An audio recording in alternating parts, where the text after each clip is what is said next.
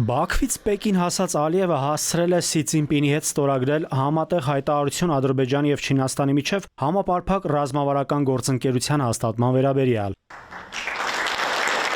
Երկու տասնյակ կետեր ընդգրկող փաստաթուղթ նստվելուծաբանների Չինաստանին հնարավորություն է տալիս զգալիորեն խորացնել իր ներկայությունը Ադրբեջանում։ Քաղաքական որևիցե ենթատեքստ չեմ տեսնում ընդհանրապես որևիցե կանխամտածություն, կանխական դիրքորոշում, որ Չինաստանը կարող է տարբերություն դնել Հայաստանի կամ Ադրբեջանի միջև, նա պարզապես նայում է, թե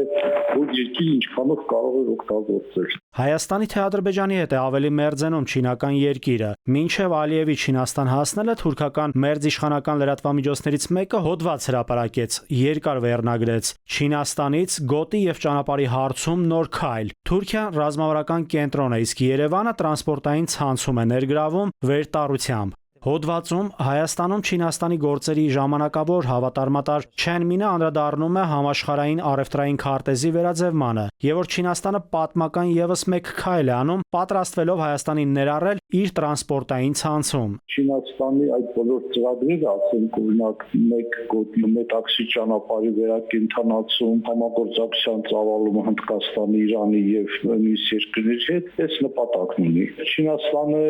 համար հարավային Կովկասում շատ քիչ է հետաքրքրում, թե ինչով կավարտվի Հայաստան-Ադրբեջան հակամարտությունը, ով ինչքան օգուտ կունենա, վնաս կունենա։ Իրեն հիմնականում հետաքրքրում է այս ծրագրերի մեջ ինչքանով նա կարող է օգտագործել հարավկովկասյան երկրների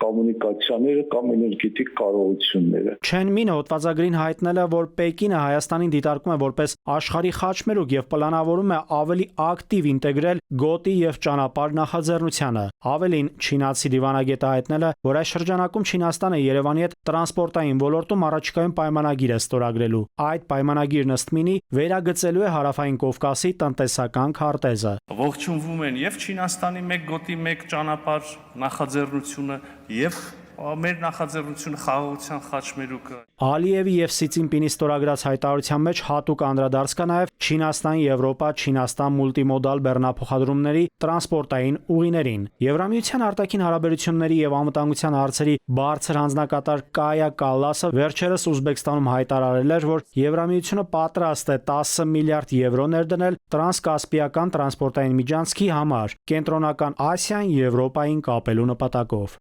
Նաիրի Մուրադյան, ժամը լրատվական։